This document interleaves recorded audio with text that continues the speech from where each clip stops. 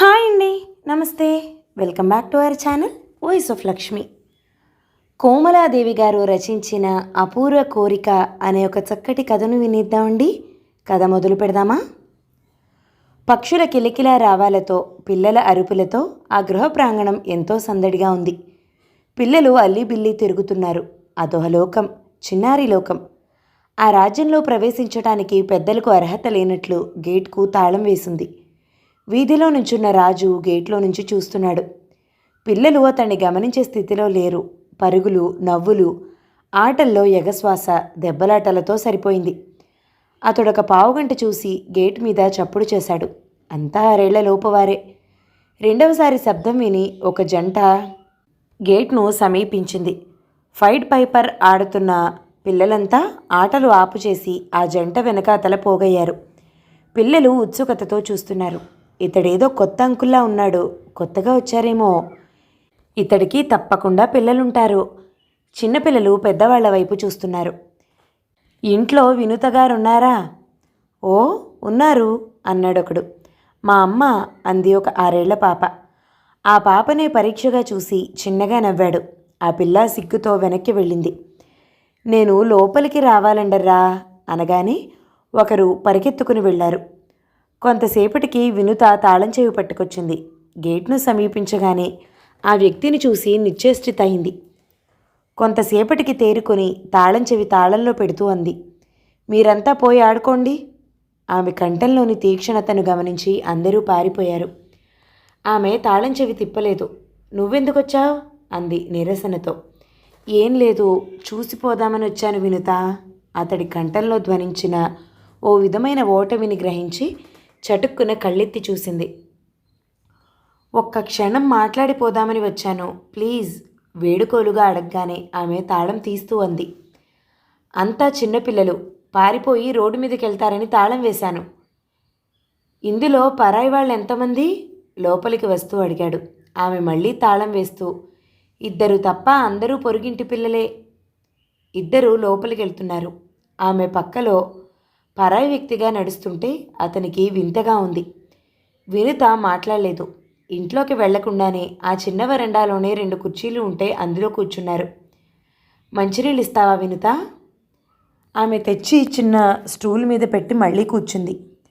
ఆమె చూపులన్నీ పిల్లల మీద కేంద్రీకృతమై ఉన్నాయి. ఆమెను గమనిస్తున్నాడు. ఆరోగ్యంగా ఉంది. పాలిపోయిన ముఖంతో పీలగా రోగిష్టిలా లేదిప్పుడు. ఆరోగ్యంగా, హుందాగా, అందంగా ఉంది. అవును, తను విన్నమాట నిజమే. వినుత సంతోషంగా ఉంది. ఎక్కడో ఈర్ష్య ఇంతై అంతై అతడి హృదయాన్ని ఆవరించింది. అదే క్షణంలో వినుత అనుకుంటుంది, బాగా చిక్కాడు. వెంట్రుకలు బాగా నెరిసి చాలా పెద్దవాడిలా కనిపిస్తున్నాడు. ఆ కళ్ళలో కాంతి లేదు. వస్త్రధారణలో శ్రద్ధ లేదు. అంటే అతడికి అంత నిర్లక్ష్య భావం ఉందన్నమాట. కానీ అలా జరగవలసిందే అనుకుంది. అతడు మంచినీళ్లు తాగి సేద తీరినట్లు అమ్మయ్యా అన్నాడు. నువ్వొచ్చిన పని త్వరగా చెప్పి వెళ్ళిపోతే నాకెంతో సంతోషం అతడి వైపు చూడకుండానే అంది. త్వరగా చెప్పి వెళ్ళడానికి అది ఒక చిన్న విషయం కాదు. నా ఈ జీవితంలో ఓడిపోయాను. అది చెప్పడానికే వచ్చినట్లయితే నేను విమర్శించను. నువ్వు గెలిచినా ఓడినా అది కేవలం నీకు సంబంధించిన విషయం. నువ్వు గెలిస్తే నేను అసూయ చెందను. ఎందుకంటే భగవంతుడు నా జీవితంలో అమృతాన్ని చిలికించాడు. నువ్వు ఓడితే ఆనందించను, దుఃఖించను. ఎందుకంటే నువ్వు పరాయి మనిషివి. ఆ వీధిన పోయేవాడు నాకెంత ఆప్తుడో నువ్వు అంతే. ఆమె కంఠంలో తేలిక భావం వ్యక్తమైంది. అతడు బాధపడ్డాడు. ఆమె తనను ఏనాడు అప్పుడు కూడా ఏకవచనంతో సంబోధించలేదు. అవునులే, తను మాత్రం ఏం గౌరవించాడు కనుక ఈనాడు ఇలా ఫీల్ అవడానికి. ఆమె చటుక్కున లేచి నించుంది. ఆ రోజుల్లో ఎవడైనా పరాయి మగవాడు వచ్చి నాతో ఇలా మాట్లాడితే నువ్వు సహించలేకపోయేవాడివని నాకు తెలుసు. ఈరోజు నా భర్త ఇంట్లో లేని సమయంలో నువ్వు వచ్చి కూర్చుని మంచినీళ్లు తాగి తేలికగా నీ గోడు వెళ్ళబుచ్చుకోవాలనుకుంటే ఈ చర్య నాకిష్టం లేదు. వారు 7 గంటలకే వస్తారు. అప్పుడు వస్తే నిన్ను పరిచయం చేస్తాను. వారి సమక్షంలో మాట్లాడు, నాకేం అభ్యంతరం లేదు. అతడు వాచి చూసుకున్నాడు. 15 గంట ఉంది. అయితే అందాక ఇక్కడే కూర్చో అని ఆమె లోపలికి వెళ్ళిపోయింది. అతడు పిల్లల ఆటల్ని చూస్తూ కూర్చున్నాడు. తను ఇక్కడికి రావటం ఉచితమైన పనేనా? వినుత అతడు తనను అమర్యాదగా చూస్తే ష్, తను సహించాలి. తన జీవితమే తెగి తెగి ముక్కలైపోయిన తాడులా ఉంది. ఆ తునకల్ని తీసుకుని ముడులు వేయగలిగితే అంతకన్నా ఏం కావాలి? తన జీవితాన్ని చక్కబరుచుకోవాలన్న ఉద్దేశం తనకున్నది నిజమే అయితే తను కొన్ని అవమానాల్ని సహించగలడు. పర్వాలేదు, అది తప్పదు. పిల్లలు నాన్న నాన్న అని అరవగానే వినుత తాళం తీసింది. పిల్లలందరికీ తెలుసు అది ఇళ్లకు వెళ్ళే టైం అని. ఎవరి ఆట సరంజామా వాళ్ళు చంకల్లో పెట్టుకుని పరుగులు తీశారు. ఆఖరి పాపను వెళ్ళనిచ్చి అతను గేట్ వేశాడు. ఇక తాళం వేయాల్సిన అవసరం లేదు. పిల్లలు తండ్రి చేతులను పట్టుకుని నడుస్తున్నారు. 10 ఏళ్ల పెద్ద కుర్రాడు బంతి కొట్టుకుంటూ వరండా ఎక్కాడు. ఆ నూతన వ్యక్తిని చూపుతూ అంది వినుత. వీరు మా ఊరి వారట. తర్వాత మాట్లాడుకుందాం, మీరు లోపలికి రండి. నమస్కారాలు అయిన వెంటనే అందరూ లోపలికి వెళ్ళారు. కొంతసేపు అయిన తర్వాత వినుత ఓ మగ్గులో కాఫీ తెచ్చి స్టూల్ మీద పెట్టి వెళ్ళిపోయింది. అతను వెంటనే తాగి పెట్టేశాడు. దాదాపు పావుగంట తర్వాత ఇద్దరూ వచ్చి కూర్చున్నారు. వీరిని మీకు ఎలా పరిచయం చేయాలో నాకు తెలియటం లేదు. ఒకప్పుడు ఇతడి ఇంట్లో ఉండేదాన్ని. ఆ తర్వాత తరిమివేయబడి త్యజింపబడ్డాను. ఏదో మాట్లాడాలంటే మీరొచ్చేదాకా ఆగమన్నాను పొడి పొడిగా అంది. అతడు తనను ఎలా చూస్తాడో అన్న భయంతో ఆ వ్యక్తి నేలచూపులు చూస్తున్నాడు. అతడు కూర్చున్న తీరు, అతడి వస్త్రధారణ, ముఖంలోని దైన్యత చూసి వినుత భర్త కుమార్కు జాలి వేసింది. పాపం, ఇతడు చచ్చిన పాములా ఉన్నాడు అనుకున్నాడు. ఓడిపోయాడు. అమృత కలశాన్ని కోరి బద్దలు చేసుకున్నాడు. మరొక మగవాడు అనుకున్నాడు. నన్ను మీరు అసహించుకుంటూ లేదు లేదు, జాలి పడుతున్నాను. కుమార్ చటుక్కున అన్నాడు. అవును, ఒకప్పుడు అహంకారంతో విచ్చలవిడిగా ప్రవర్తించాను. ప్రతి చిన్న విషయానికి పెడార్థాలు తీసి వినుతను సాధించాను. ఆమె అప్పటి అనారోగ్యానికి కారకుడినయ్యాను. భారీగా ఆమె చిన్న చిన్న కోరికలు కూడా చెడు అర్థాలు తీశాను. ఒక బానిసలా చూసుకున్నాను. ఆమె చదువుకున్నది. పనిచేస్తానంటే అంగీకరించలేదు నేను. పోనీ నాకొచ్చే డబ్బుతో ఆమెను సరిగా పోషించలేకపోయాను. బాబు పుట్టిన తర్వాత కూడా నేను మారలేదు. ఒకరోజు నేను వచ్చేసరికి ఇల్లు తాళం వేసింది. ఎక్కడికి వెళ్ళావని అడిగితే డాక్టర్ దగ్గరికి అంది. నేను నమ్మలేదు. ఆనాటి నుంచి ప్రతి విషయానికి ఆరా తీయటం ప్రారంభించాను. హింసించాను, హీనంగా చూశాను. చివరికి ఆమె ఆరోగ్యం పూర్తిగా దెబ్బతిన్న తర్వాత చిక్కి శల్యమైన వెంటనే వాళ్ళ ఇంటికి తరిమేశాను. ఇలాంటి సమయంలో మనకి బుద్ధి చెప్పి సన్మార్గాన్ని అవలంబింపజేయి చూసేవారికన్నా వక్రమార్గాన్ని అనుసరించమని ప్రబోధించే వారి ప్రభావానికి లొంగిపోయాను. విడాకులిచ్చాను. బాబు నా అధీనంలోకి వచ్చాడు. కానీ నాకెందుకు? మళ్ళీ పెళ్లికి సిద్ధమవుతున్న నాకు 4 ఏళ్ల పిల్లవాడెందుకు? నాలో లోపం లేదు. నేను పర్ఫెక్ట్ మగవాణ్ణి, మంచివాడిని. ప్రేమ, జాలి, దయ అన్నీ నాలో ఉన్నాయి. ఆమెలో అంతా చెడు ఉంది. ఆమె నోటిలో విషముంది. కల్మషంలో పుట్టి పెరిగింది నేనంటే ఆమెకు నిర్లక్ష్యం. నన్ను భర్తగా గౌరవించని స్త్రీ బిడ్డ నా బిడ్డ కాలేడు. అలా సర్ది చెప్పుకుని బాబును పంపేశాను. అలా పంపుతున్నప్పుడు ఆనందించాను. ఒక భారం వదిలిపోయిందని, స్వేచ్ఛగా జీవించవచ్చునని భావించాను.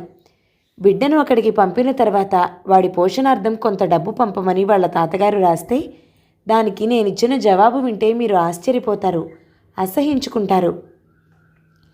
లేదు, మీలాంటి వారు ఏది చేసినా ఆశ్చర్యంగా ఉండదు. ఆశ్చర్యం కలిగించింది ఏమిటంటే మీరిక్కడికి రావటమే, కుమార్ అన్నాడు. చెప్తాను. దీనికి ముందు కొంత పరిచయం మీకు అవసరం. ఇష్టముంటే ఉంచుకుని సాకండి, లేకపోతే ఏ శరణాలయంలోనో చేర్పిస్తాను అని రాశాను. ఆ తర్వాత వారి నుంచి ఉత్తరాలు లేవు. 3 నెలలు గడిచిపోయాయి.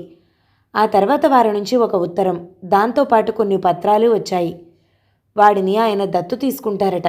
సంతకాలు పెట్టి అలా ఇవ్వటం నాకు ఇష్టమేనని వ్రాతపూర్వకంగా తెలియచేయమన్నారు. సంతకాలు పెట్టి వెంటనే ఉత్తరం రాసి పోస్టు చేశాను. ఆనాడు నేను అనుభవించిన ఆనందం పైశాచికమైనదని ఆ తర్వాత గ్రహించాననుకోండి. ఇలా జరిగిన ఏడాదికంతా నాకు ప్రమోషన్ వచ్చింది. అసిస్టెంట్ ఫోర్మ్యాన్ అయ్యాను. జీతం ఎక్కువైంది. తల్లిదండ్రులకు 100 పంపితే మిగిలినదంతా నాకే ఉంటుంది. అప్పుడు ఒంటరితనం అనిపించింది.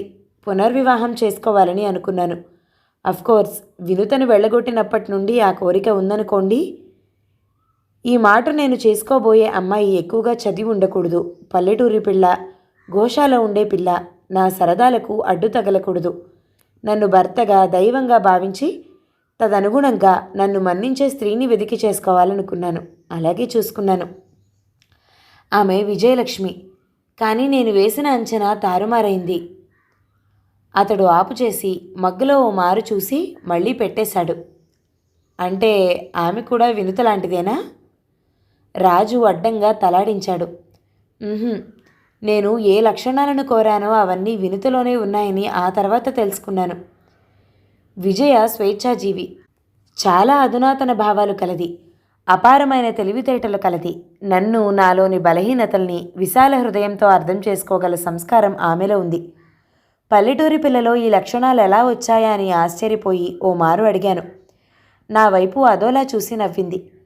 పల్లెటూళ్ళలో నేను మనుషుల మధ్య పెరిగాను, అది అంతే. అంటే ఏ వ్యక్తుల ప్రభావం ఆమెపై ప్రసరించిందో ఆ వ్యక్తులు ఉన్నత భావాలు కలిగిన వారై ఉండాలన్నమాట.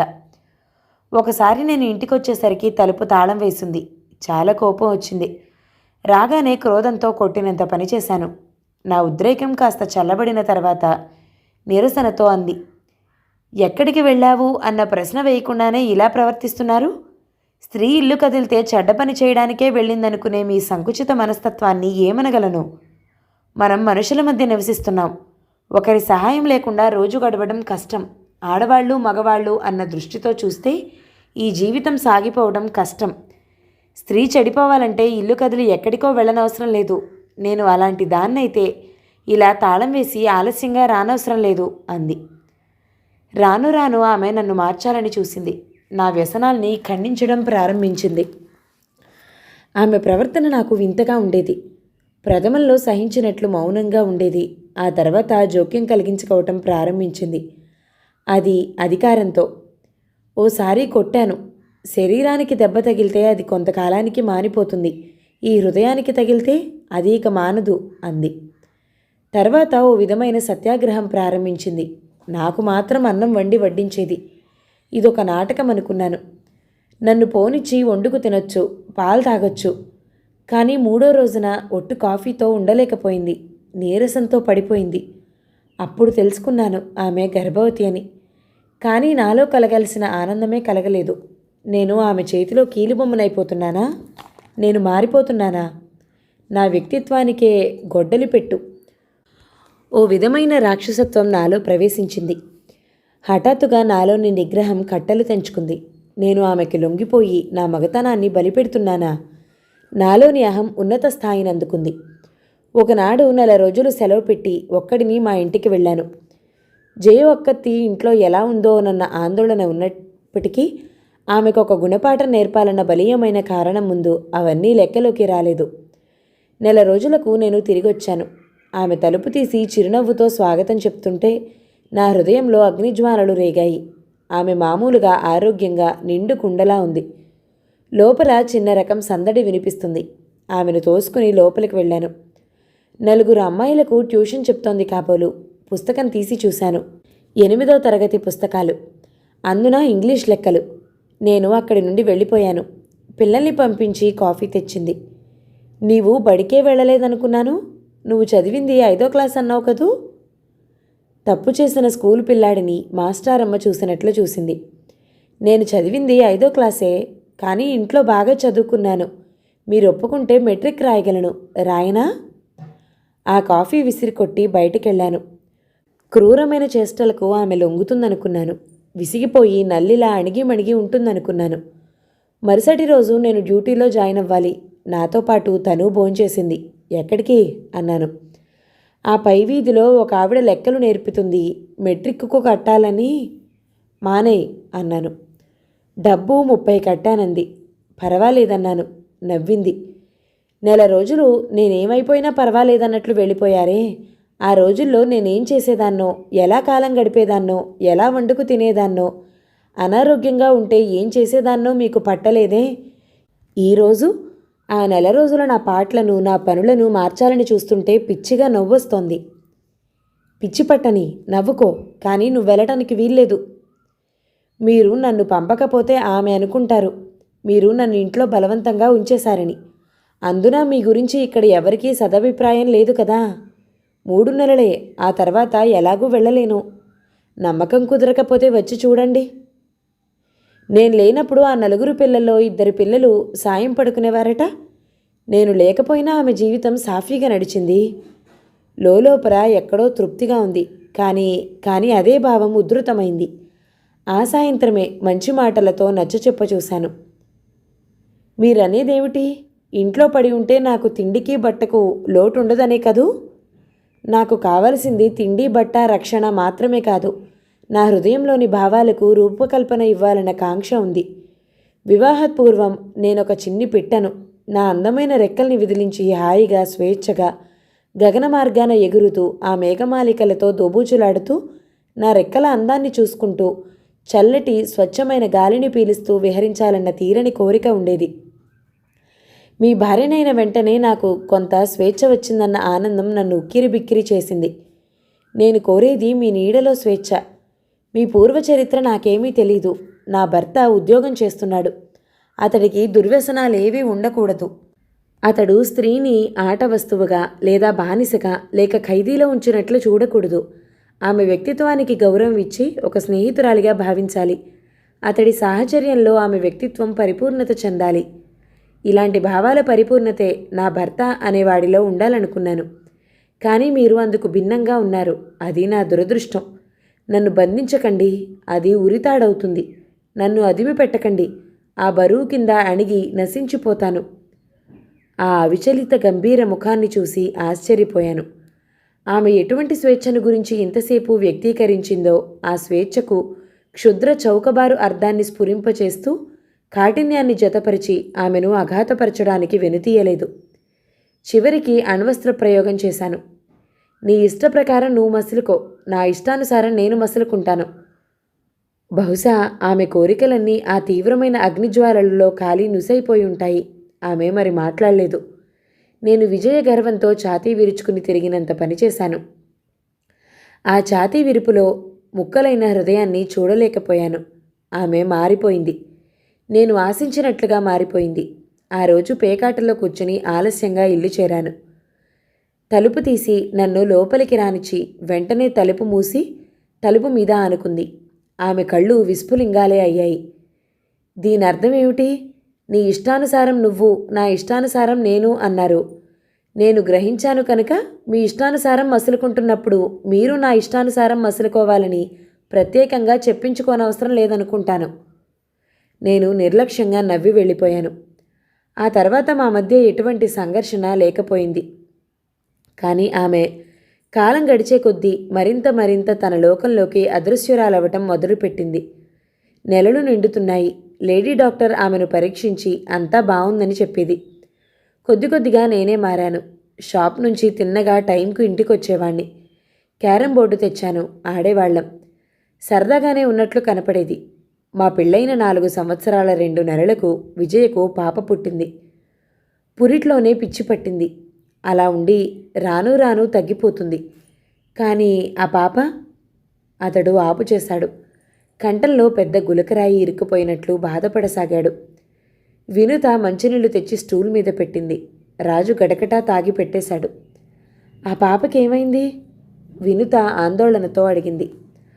ఆ పాప అంతా బాగానే ఉంది, ఆరోగ్యంగా చక్కగా ఉంది. కానీ మీరు విని ఉండరు. ఈ ఘోరం విని మీరు సహించలేరు. చచ్చిపోయినా బాగుండేది, కానీ భగవంతుడు నా పాపాలకి ఈ విధంగా శిక్షించాడు. విజయ వారం రోజుల్లో చచ్చిపోయింది. సాధారణంగా ఇలాంటి కేసుల్లో మరణించరట. కొన్ని మాసాలకు మామూలుగా అయిపోతారట. పాప సంగతి తెలియక ముందే ఆమె పోయింది. అసలు మతి స్థిమితం లేదు. ఇంకేం అర్థం చేసుకోగలదు?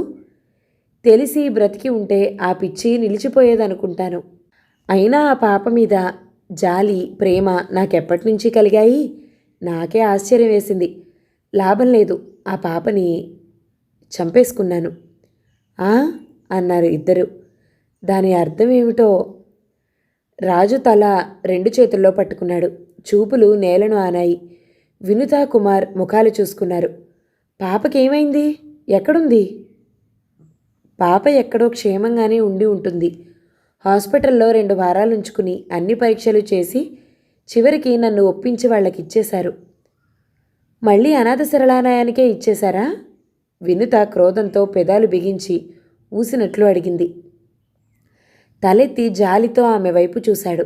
అతడి కళ్ళలో కన్నీళ్లు సుళ్ళు తిరుగుతూ ఉండగా చటుక్కున కళ్ళు దింపేశాడు. కాదన్నట్లు తలాడించాడు. పాపని ప్రపంచానికి చనిపోయినట్లు చూపారు. నపుంసకులు తీసుకెళ్ళిపోయారు. ఆ ఏమిటి అన్నారు. దాని అర్థం హృదయంలోకి సోకి 1000 శరాఘాతాలకు లోనైనట్లు బాధతో మూలిగారు. వినుత అక్కడి నుంచి పారిపోయింది. కుమార్ కాస్త దగ్గరకు జరిగి రాజు భుజం మీద చేయి వేశాడు. ఆ స్పర్శకు రాజులో నివిడీకృతమైన దుఃఖం ఒక్కసారి వెల్లువలై పారింది. 2 సార్లు వెక్కి చటుక్కున నోట్లో 2 వేళ్లు పెట్టుకుని అణుచుకున్నాడు. కొంతసేపటికి నిట్టూర్చాడు. ఆ ఇంట్లో తిరగలేకపోయాను. జయను పోగొట్టుకున్న తర్వాత ఆమె విలువ తెలుసుకున్నాను. ఆ వెలితి నాకు సహింపరానిదైంది. ఆమె పోయింది. ఒకందుకు మంచిదే. ఎందుకంటే పాప విషయం తెలిసి నార్మల్గా అవలేకపోయేది. అక్కడి నుంచి బదిలీ చేయించుకుని విజయవాడకొచ్చాను. కొన్నాళ్లకు మా తండ్రి గారు పోయారు. అక్కడ వినుత తండ్రిని కలుసుకున్నాను. ఆయనకు నా మీద కోపం లేదు. నన్ను చాలా గౌరవంగా పలకరించారు. తర్వాత మెల్లగా మీ గురించి చెప్పారు. మీకు మొదటి భార్య వల్ల ఒక కొడుకు కూతురు అని. ఎంతో బతిమాలగా మీ అడ్రస్ ఇచ్చారు. ఇక్కడికి రావటానికి 1 ఏడాది పట్టింది. ధైర్యం చాలలేదు. ముఖం చెల్లక ఎంతో ఆలోచించి ఈవేళ బయలుదేరాను. మీరు పునర్వివాహం చేసుకున్నారా? లేదు, చేసుకోవాలని లేదు. అలా అనకండి. ఒంటరిగా ఉన్నారు. బాధ్యతారహితంగా ఉండటం కూడా మంచిది కాదు. చేతి నిండుగా పని ఉండాలి. చూడమంటే చూస్తాను. వద్దు. భార్యని ఏ విధంగా చూసుకోవాలో నాకు తెలీదు. 2 సార్లు ఓడిపోయాను. అహం అనర్థానికే దారి తీస్తుందని తెలుసుకున్నారు కనుకనే మీ అహాన్ని పారద్రోలండి. మీ భార్యగా అర్ధాంగిగా గ్రహించండి. ఆప్తురాలిగా స్నేహితురాలిగా గౌరవించండి. ప్రేయసిగా ప్రేమించండి. మిలిటరీ వాళ్లలా క్రమశిక్షణలో ఉంచాలని ప్రయత్నించారు మీరు.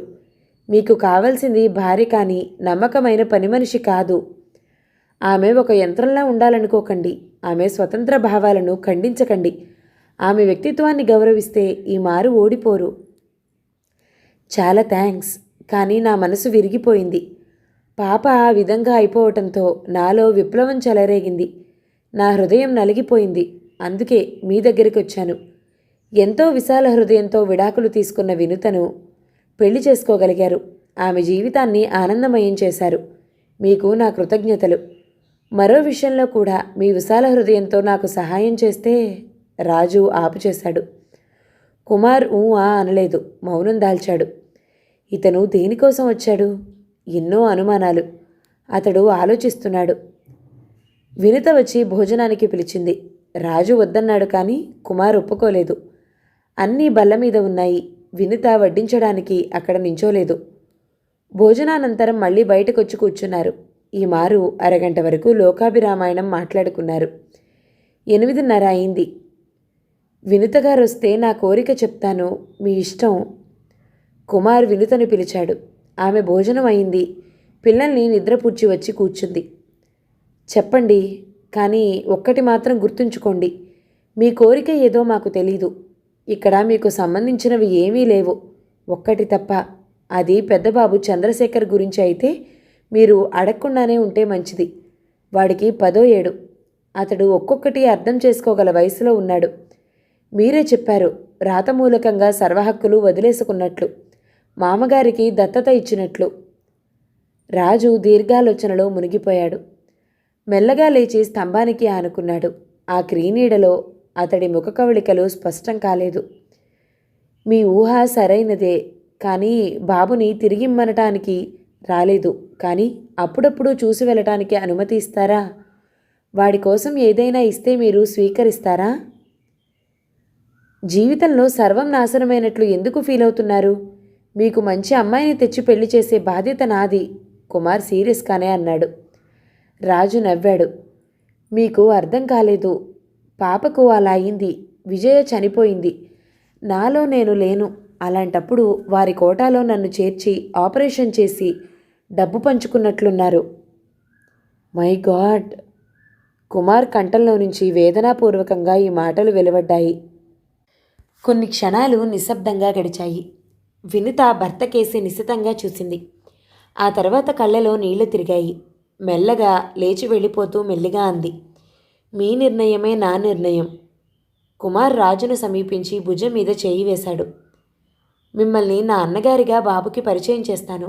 అప్పుడప్పుడు వచ్చి చూసెళ్ళండి. మీరేదిచ్చినా స్వీకరించడానికి అభ్యంతరం లేదు. కానీ మీ గతాన్ని వాడి ముందు రహస్యంగా ఉంచుతానన్న మాట నాకివ్వాలి. కుమార్ దృఢంగా అన్నాడు.